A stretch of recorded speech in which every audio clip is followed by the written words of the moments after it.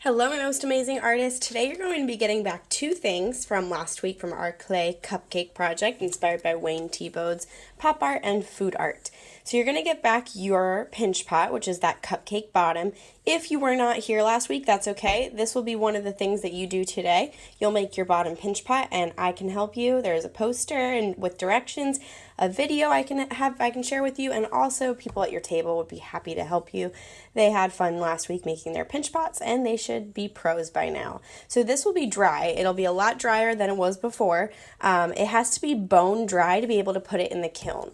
So at this point we cannot add anything to it. We can't change it. We can't add any water to it. Can't add any clay to it because it is dried out and ready to go in that kiln. I just wanted to give it back to you before it's fired so you can see what size you're going to need for your top when we make that today. So today you're going to get a lump of clay in your bin. The best listeners and direction followers during this video will get their clay first. I am watching. They're going to get their lump of clay, get it out of your bucket, and today we're going to be making a coil. A coil is kind of like what you've done probably with Play-Doh. Made a snake or a worm before. I'm sure a lot of you have. So I'm actually just going to play around with it a little bit, get it a little bit more squishy. Keep in mind, we don't want to add water to it right away. You can add water at the end.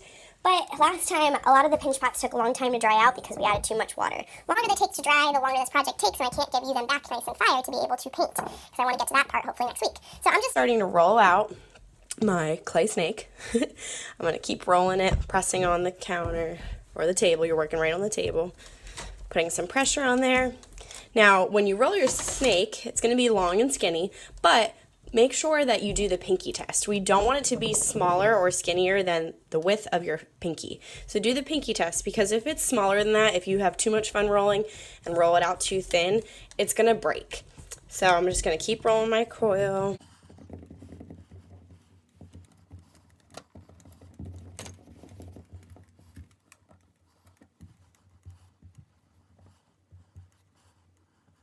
Alright, I'm going to start by doing the pinky test up here. It's about the same as my pinky, so I know I can't roll it anymore, but it's good to go. So this is a little tricky. How we're going to start out is with the top of the cupcake. We're making the icing, that's why it's a coil. But we're going to start at the tippy top and swirl down. So we're swirling down to the bottom of our cupcake.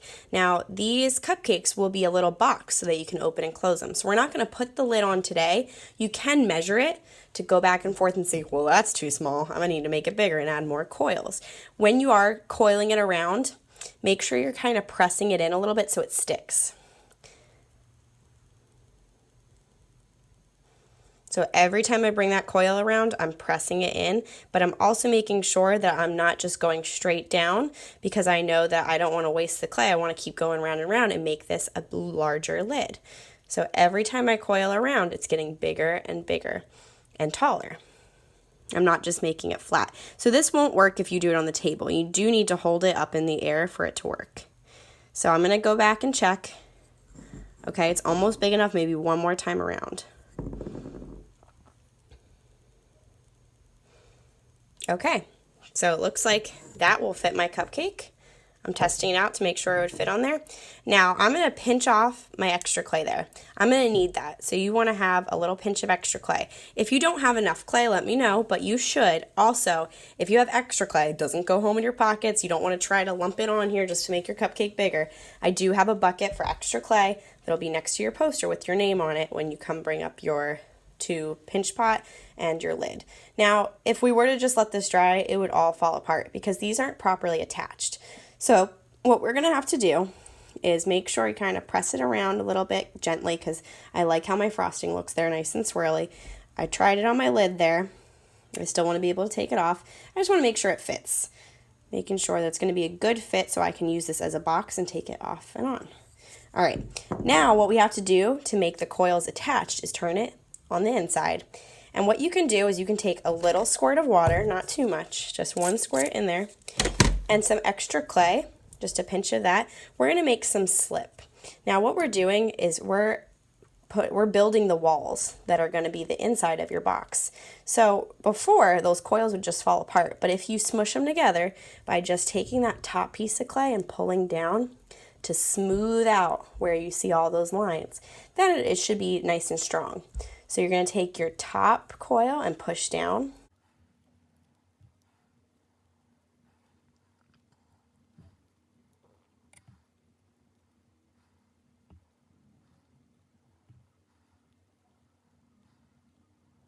Extra clay you have, if you need to put it in there, make it stronger, because you don't want these walls Too thin either. Just like your pinch pot, they could break. I also forgot to say, it's really important when you get your pinch pot back today that you do not break it. Don't hold it up. Don't be walking around with it showing other people. Don't throw anything like the spray bottle, because it could fall and break. And if it falls and break, we can't repair it today. We can repair it after it's been fired, maybe, but not at this point. At this stage, this part is really fragile. If you drop it, it might break. And we can't fix it because the clay's not smushy and gushy anymore, like this one right now. Another thing, you don't want the top to be heavier than your bottom. You don't want it to be too top. Heavy, or it's going to fall over. It's not going to work as a lid. So after you make sure all of those lines are smoothed out, you don't see any more, so it's nice and strong, you know that it's all connected in there.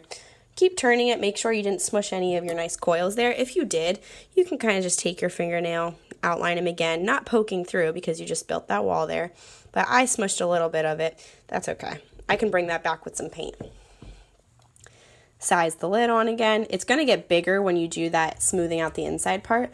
Keep that in mind. You don't want to start out with a giant coil, because when you go to smooth it, it's going to get bigger and bigger. Just like when we put our thumbs in the inside of our pinch pot, it gets wider and wider. So that's going to happen too today when you smooth out that inside. All right, the last step you can do is, if you want to, you can squirt the outside a little bit to smooth out anything with your finger, any little lines. You could smooth them out. You could go back with a tool and kind of outline that frosting line. If you wanted to add sprinkles, you could do that with any little extra clay you have, as long as they're really attached.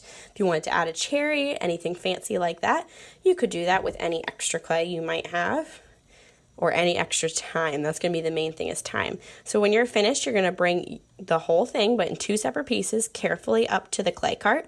You're going to find your name on that poster and put both pieces separated on top of your name. Then you're done. You can go get your sponge, clean up your area, wash your hands, and move to centers if you have time. But I would love if you could help a friend too. If you're a pro at this and you got it, help a friend, because it is a little bit more difficult than last week. All right, everybody, have fun today.